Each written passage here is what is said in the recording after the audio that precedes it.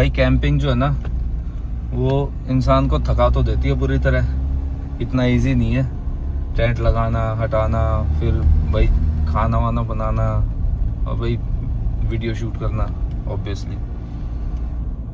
लेकिन जब आप चर के इतने ज़्यादा करीब होते हो ना, इतना कनेक्ट होने के बाद जो एडवेंचर आपको मिलता है वो सारी थकान गायब कर देता है। और मैं भाई सुबह से मैं करीब 8 बजे उठ गया था और सुबह से मैंने सोचा कि मैं फटाफट करके ना समेट के चीज़ों को निकलता हूँ यहाँ से।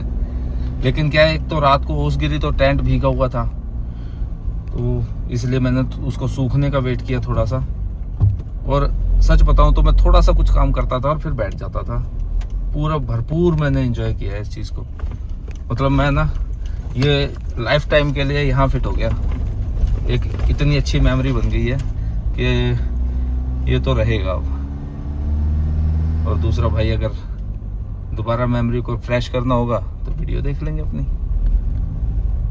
एनीवे, अब मैं आगे चल पड़ा हूँ और देखते हैं, क्योंकि टाइम तो अब ज़्यादा हो गया है, 2 बज गए हैं, तो ज़्यादा सफ़र तो नहीं किया जाएगा। लेकिन कुछ एक चीज़ें, क्योंकि यहाँ कोई वैसी अट्रैक्शन तो होती नहीं है पहाड़ों में कि स्पेशली आपको ये टूरिस्ट पैलेस और वो सब चीज़ें दिखानी है। और मैं जिस तरफ को निकला हूँ ना, यहाँ टूरिस्ट अट्रैक्शन जो है ना वो ना के बराबर ही समझो आप।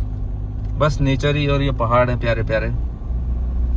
पर फिर भी कुछ एक इन्फॉर्मेशन मैं आपको रास्ते में जगहों की देते हुए चलूँगा। और मेरा मन है आज चकोड़ी रुकने का, तो चकोड़ी चल के देखते हैं कि वहाँ रुकने के हिसाब से क्या चीज़ है, सही है कि कैसा है। और यार इस बार ना उत्तराखंड में इसीलिए आया कि बाकी पहाड़ों पे ना जैसे पतझड़ पीक पे है इस टाइम पे, या तो वहाँ ठंड ज़्यादा पड़ती है या पता नहीं क्यों। लेकिन यहाँ ना कुमाऊँ एरिया में ग्रीनरी मैंने देखा है कि हमेशा ही रहती ही है यहाँ पर। और कैंपिंग करने का इस बार मेरा बड़ा मन था। और मेरे को ना कुमाऊँ से ज़्यादा अच्छी जगह कोई नहीं लगती है कैंपिंग करने के अकॉर्डिंग। तो चलिए अपने सफ़र को कंटिन्यू करते हैं और आगे आपसे बातें होती रहेंगी।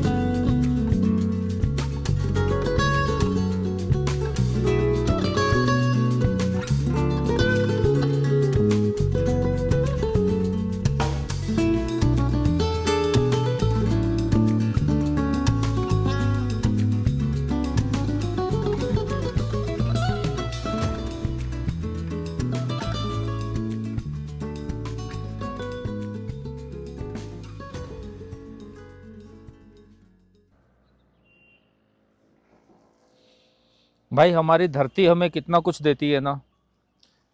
ये शेरा घाट में जहाँ हम रुके हुए थे, इससे करीब 30 किलोमीटर आगे आने के बाद ना ये 3 रास्ते आ जाते हैं यहाँ पे। और रायगढ़ बोलते हैं इस जगह को। अगर आप ये लेफ़्ट साइड में चले जाएंगे तो आगे मुंशियारी के लिए जा रहा है, और यहाँ पे आगे सामने जाओगे तो पाताल भुवनेश्वर के लिए ये रास्ता जा रहा है। पाताल भुवनेश्वर की भी एक अपनी कथा है। मंदिर है वहाँ पर, एक गुफा के अंदर करीब 120 फीट नीचे बहुत ही बड़ी गुफाएं हैं। और वहाँ पर शेषनाग पे विराजमान वो चट्टानें, और भाई शिवलिंग है, और कलयुग का बढ़ता हुआ एक पत्थर है जो कलयुग में पल पल बढ़ रहा है। वो पत्थर आपने पत्थर घटते हुए देखे होंगे, वो बढ़ रहा है। वहाँ पे बहुत सारी चीज़ें हैं, जटाएं हैं। और उस गुफा का मुंह ना देखने में ऐसा लगता है कि कोई मोटा आदमी घुस नहीं पाएगा, सिर्फ पतला सा आदमी घुस सकता है। लेकिन घुसने जब लगते हैं ना तो कितना भी मोटा आदमी उसमें आराम से उतर सकता है। मैं वहाँ नहीं जा रहा हूँ क्योंकि भाई मैं कई बार वहाँ जा चुका हूँ और अंदर वीडियोग्राफी फ़ोटोग्राफी अलाउड नहीं है। फ़ोन वहाँ जमा हो जाता है काउंटर पे ही, तो फिर कोई फ़ायदा नहीं था। लेकिन मैं आपको जस्ट बता रहा हूँ कि आपने अगर आना हो तो अच्छी जगह है यहाँ पर घूमने के हिसाब से। और जानना चाहिए हमें अपने कंट्री में क्या क्या चीज़ें हैं, हमारे देश में क्या क्या चीज़ें हैं, उनके बारे में जानना चाहिए। अब वापस टॉपिक पे आता हूँ कि हमारी धरती हमें क्या क्या देती है।